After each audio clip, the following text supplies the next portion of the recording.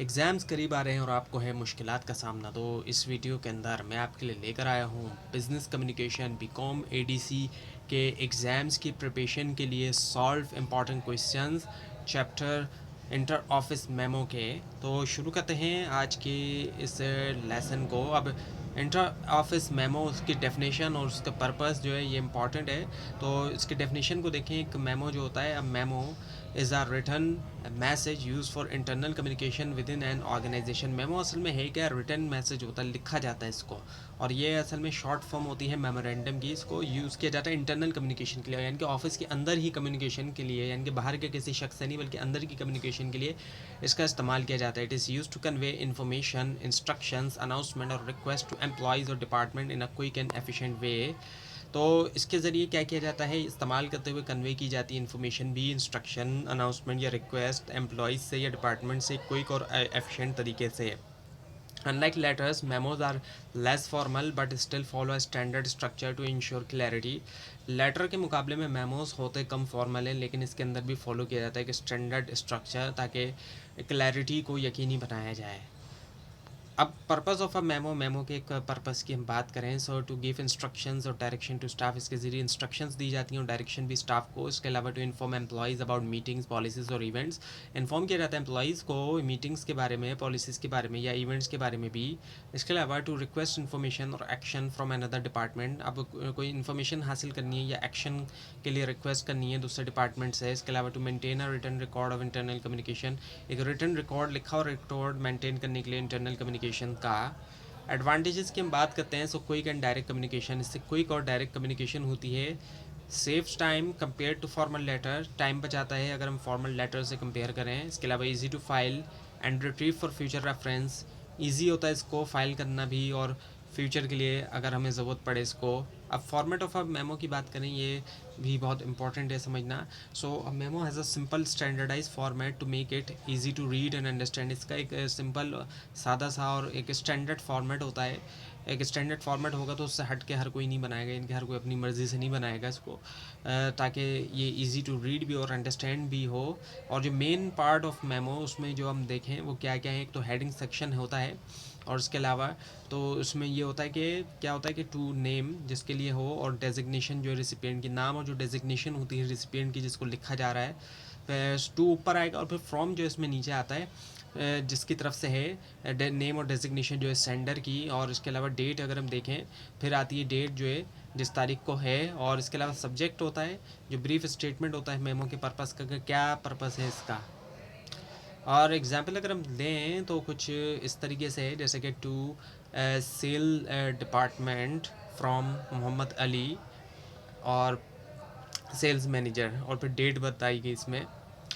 तो एक तरफ सेल टू आ गया कि सेल डिपार्टमेंट स्टाफ, यानी कि सेल डिपार्टमेंट के स्टाफ के लिए तमाम, और किसकी तरफ से है? मोहम्मद अली की तरफ से, जो कि सेल्स मैनेजर है। और फिर डेट बताई जा रही है जैसे कि अप्रैल 8 2026 हो गई। और सब्जेक्ट उसका क्या है? Submission of monthly sales report. Submission के हवाले से ये मंथली सेल्स रिपोर्ट की। बॉडी की अगर हम बात करें, बॉडी ऑफ द मेमो, तो उसमें इंट्रोडक्शन आता है, स्टेट द पर्पस, पर्पस बताया जाता है मेमो का क्लियरली तौर पर। इसके अलावा डिटेल्स आती हैं, एक्सप्लेन किया जाता है इंस्ट्रक्शंस, रिक्वेस्ट या इन्फॉर्मेशन जो है शॉर्ट में, कंसाइज पैराग्राफ में। कंक्लूजन होता है आखिरी paragraph, mention any action required और डेडलाइन। कोई भी एक्शन जो रिक्वायर्ड या डेडलाइन होती है उसको यहाँ पर कंक्लूजन में मेंशन किया जाता है। और अगर हम एग्जाम्पल लें इसकी बॉडी की, तो this memo is to remind all sales staff to submit their monthly sales report by April 12 2026। यानी कि अब ये बताया जा रहा है कि ये मेमो जो है वो एक तरह से रिमाइंड कर रहा है तमाम सेल्स स्टाफ को कि वो सबमिट करें अपनी मंथली रिपोर्ट अप्रैल 12 2026 तक। Please ensure that all reports include all details of complete sale, pending orders and client feedback. तो इस बात को यकीन बनाया जाए कि तमाम जो रिपोर्ट्स हैं उसमें इंक्लूड्स हों डिटेल जो है कंप्लीटेड सेल्स की, पेंडिंग ऑर्डर, क्लाइंट फीडबैक की। Submit your report to the sales managers office before the deadline. यानी कि अपनी रिपोर्ट को सबमिट करें सेल्स मैनेजर्स ऑफिस को डेडलाइन से पहले। तो ये जो है बॉडी होगी। और फिर क्लोजिंग हम देखें जो कि ऑप्शनल होती है। Some memos include a polite closing line, thank you for cooperation. कुछ मेमोज के अंदर पोलाइट क्लोजिंग लाइन होती है जैसे कि thank you for your cooperation वगैरह। and no signature is always necessary, but sometimes the sender signs for emphasis. अब इसकी ज़रूरत तो नहीं होती हमेशा, लेकिन कभी कभी सेंडर्स जो है वो साइन करते हैं एम्फेसिस के लिए।